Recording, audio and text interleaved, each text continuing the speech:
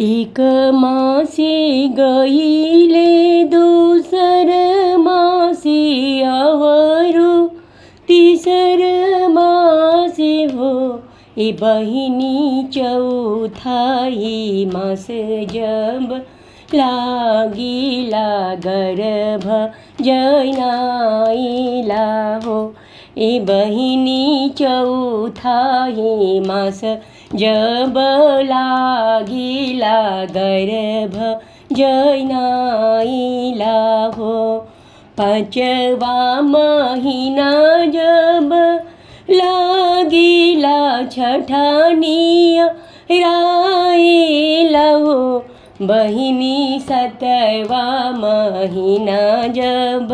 लागिला कंस पापी जानेला हो ए बहिनी सतवा महीना जब लागिला कंस पापी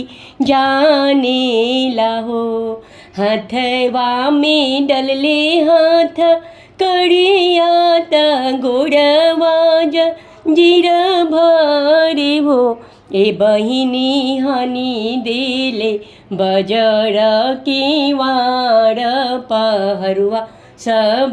परा देले हो ए बहिनी हनी देले बजर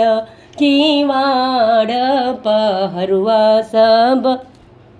पहरा देले हो आठवा महीना जब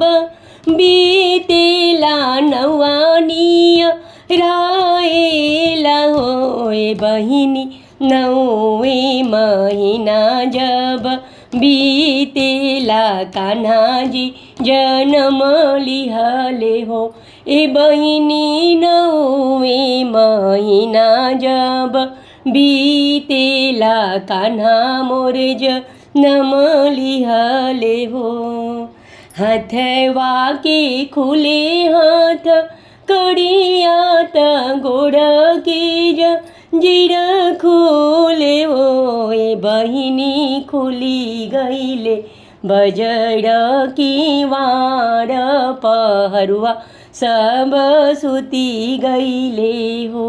ए बहिनी खुली गईले बजर किवाड़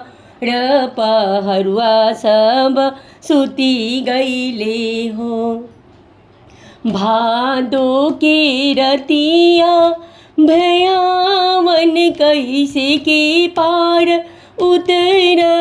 बिहो कान्हा चरण दिहले लटकाई चरण छुए यमुना जी हो कान्हा चरण दिहले लटकाई चरण छुए यमुना जी हो कान्हा के चरणे छुअवले यमुना बड़ी धीर भैली हो कान्हा चरण दिहले लटकाई यमुना बड़ी धीर भैली हो वासुदेव गईले यमुना पार यशोदा जहाँ रहेली हो वासुदेव गईले यमुना पर यशोदा जहाँ रहेली हो आहो यशोदा के गोद में भवानी बदली कान्हा डलले नो हो आहो यशोदा के गोद में भवानी बदली कान्हा डलले नो हो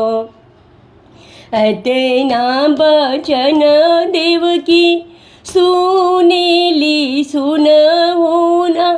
पावेली हो अतना बचन देवकी सुनेली कंसा से रज बोलसो भैया सातरे बालक मारी दिहानी भवानी जनी मारनो हो એ ભૈયા સાત રે બાલક મારી દિહાની ભવાની મોર બકસ ઓહો. એ ભૈયા સાત રે બાલક મોરે મરીની ભવાની મોર બકસીનો હો. ભવાની મોરે બકસીનો હો. ભવાની મોરે બકસીનો હો.